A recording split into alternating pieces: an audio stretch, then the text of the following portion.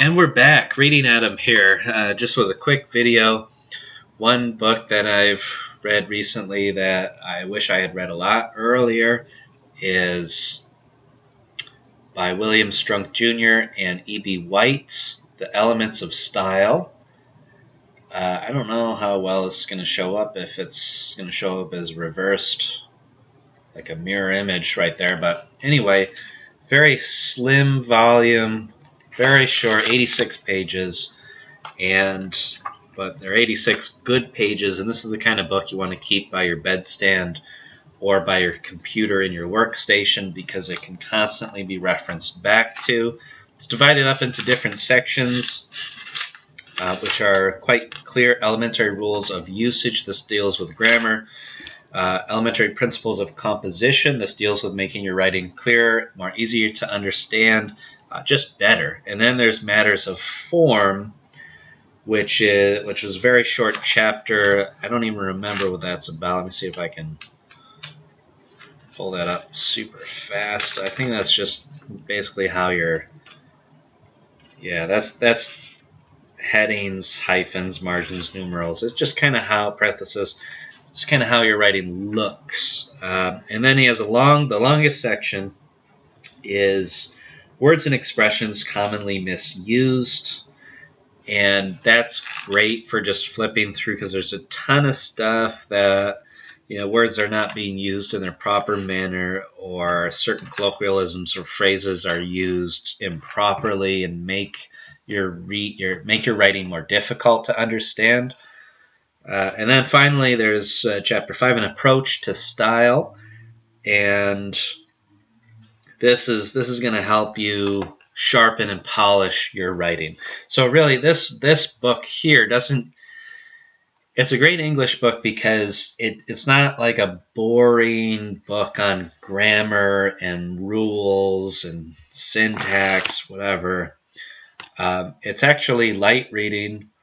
You do have to understand the vocabulary of grammar. You need to have a dictionary with you or access to an online dictionary to look up certain words that are a bit confusing. And that's just because in order to better teach you the elements of style, you need to be able to understand specific words. That'll help you understand at greater depth because those words more logically explain the reasons for certain rules than if he tried to use regular everyday language and not a specific vocabulary word. Those vocabulary words exist for a reason. So I would highly recommend this book, and I give it all stars because it will make your writing better. One problem that I had growing up, and by growing up I mean when I was in school and I'd write an essay, when I proofread my essay, I didn't know what to look for. I didn't know how to make my writing better. I'd be like, well, this sentence seems clear enough. It must be clear enough. And no, it was terrible. It was wordy. I had a huge problem with wordiness for a long, long time. And really have only recently developed the ability to reduce the words I use. Now, I don't know why I was wordy, and I don't care anymore. But anyways, if you read Elements of Style, like I say, when you proofread, you'll actually know what to look for. You'll know how to make your writing better. That's what the book is about. It's how to improve your writing. And by improve, it's like these are specific ways your writing will improve. Not like these are general ways to improve your writing, or these are theorized ways to improve your writing, but these are specific ways to improve your writing. Now, one other book similar to this that I read is called Philosophy of Style by Herbert Spencer. I would not recommend that book. I don't really remember much from it other than a tip he had on using Anglo-Saxon words. I couldn't even tell you off the top of my head the difference between an Anglo-Saxon and a Latin word, but in English, many words in English are taken from other languages or are based off of words from other languages.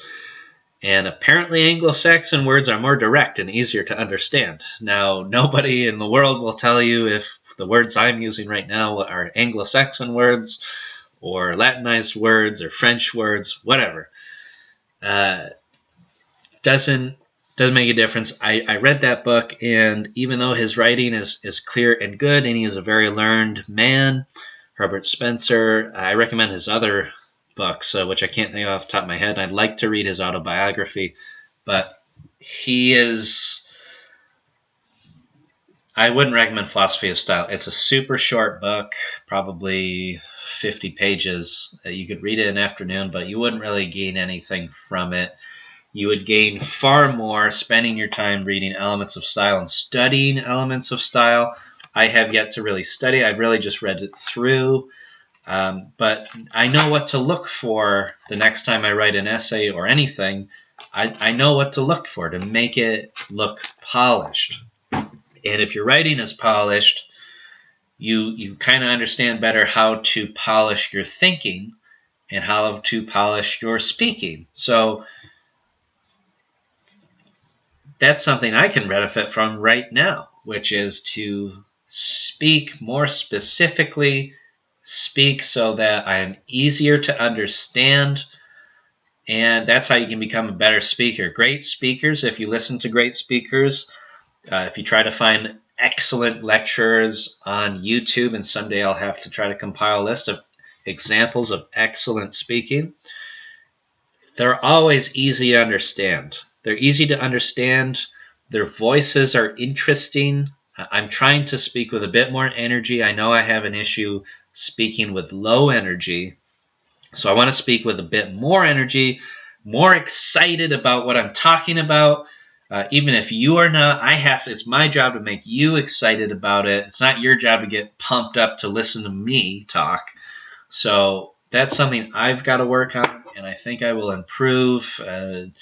A hope of mine is to look back on these early videos and be like, oh, I can't believe, I don't even want to watch this. I can't believe anybody else is watching this. And right now, I'm very disappointed in you. If you are listening to this and watching this right now, I am disappointed in you for doing this. I'm a terrible speaker. I didn't really tell you anything about Elements of Style. You are a terrible person for listening to me. So, that being said, read Elements of Style. Keep it by your desk. Keep it by your bedstand. Keep it in your notebook. Keep it in your backpack. Keep an electronic copy of it, if you may, on your phone or on your computer. It's one of those books that it's worth keeping around and keeping in sight. I bought this a few years back for penny. I think I got it for $1, a literal $1, and best dollar I ever spent in regards to writing. I haven't read any other books that have helped my writing or given me an impression in my mind of how to make my writing better than this. And you're going to have to write at some point in your life, so why not write clearly? That being said, the only other book that I've read that improved my writing and thinking about writing is a book on copywriting by Bob Bly. Copywriter's Handbook makes a lot of very sensible points. Copywriting is good to study because you're writing to sell someone, so your writing has to be persuasive. And this is interesting. When I took I think I was supposed to write a persuasive essay for English 101 in one of my college days, and I don't remember a thing, not a single thing, not a damn thing about writing persuasively. Not a single word was spoken about copyright. I did not even know what copywriting was until this year, 2017. So it's quite strange how certain aspects of knowledge slip past you for so long, and they're so basic and so necessary to improving your ability to communicate. Now, that's a subject that's always worth studying because you will always have to communicate with people. And right now, I'm trying to have a discussion about a book that I'm trying to communicate to you and persuade you, read this book, keep it, own it. But I don't know how persuasive I'm being. I don't know how great of a pitch I gave for this book. Maybe partially I have a slightly better pitch now than I would have a year or two ago, or 10 years ago, certainly, just because of certain things that I've read to improve my ability to communicate. Communication is always worth studying because you always have to communicate with folks through either the written word, the spoken word, and sometimes even just communicating with yourself through your own thoughts. Think about that. Okay, Reading Adam here, and I am out, and so are you.